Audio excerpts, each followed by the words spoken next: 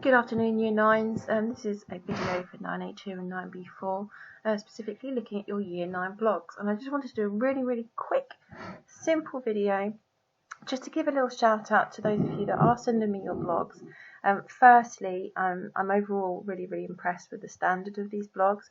Spelling and grammar issues are minimal, and actually your subject subject choices are really interesting. So I've obviously got some that are just basically based on your lives, and that's wonderful to read, and I don't want to ever diminish your efforts. However, today I just wanted to highlight some of the really interesting ones that I've received this week based on the current situation of the school closure and coronavirus as a whole and how it's affecting you. So if you haven't managed to do your blogs yet and email me them, please do so. I can't obviously enforce it because we're away from school at the moment. It wasn't a preset homework, nor did you have work set on your go to schools in addition to this. But I do find it something really beneficial for you to just write out your feelings and get it onto paper or a screen. And I find it really interesting to read. So let's have a look at these 4 that I've managed to specifically highlight.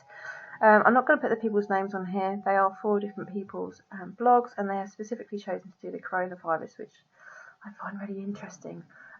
Okay, so waking up, not knowing how serious this is, a petrifying feeling. I surprisingly miss school a lot. I'm used to doing this repetitive routine of waking up, having breakfast and getting dressed. I miss it.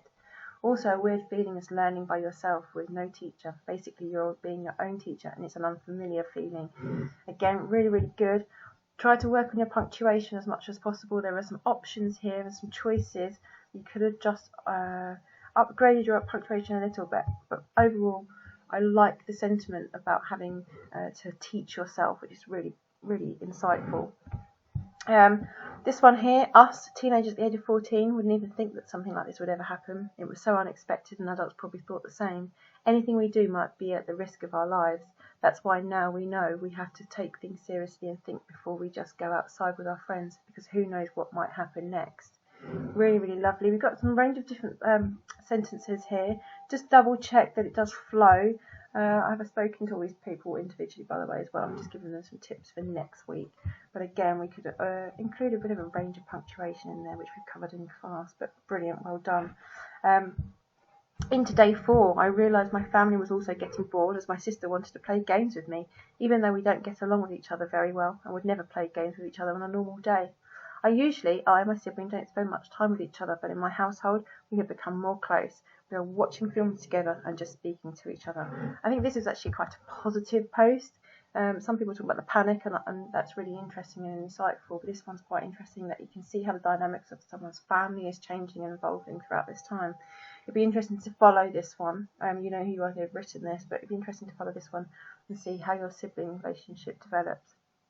And last one, but not least, I lay in bed every night at such a low, overthinking everything. Will my family and friends be okay? School and my education? The future for everyone? Well, all I say to myself is hope and pray for the best, but no one knows what is going to happen. I always used to complain about school and how much I didn't like it, as I had bad anxiety, but now I realise school is the best thing, and we are so lucky to be able to go. It made me realise I take a lot for granted. But when this is over, everything I do, I will be so blessed to be able to. My granddad Pop always has told me life is so precious, and I never really sunk in, but now I understand that, which almost brought tears to my eye when I read that, so well done. Lovely insight. Got some lovely personal touch in here, and remember we're looking at the formal tone and the informal tone. Actually, I think the language that's used in this is kind of a nice heavy mixture of the two. However, again, little need of punctuation, so move forward with this. Please try and get me your blog posts to me. I am going through them one by one, and just reading them and giving you a little feedback. If I don't get back to you in a few days, please don't worry, I am getting through and reading them myself.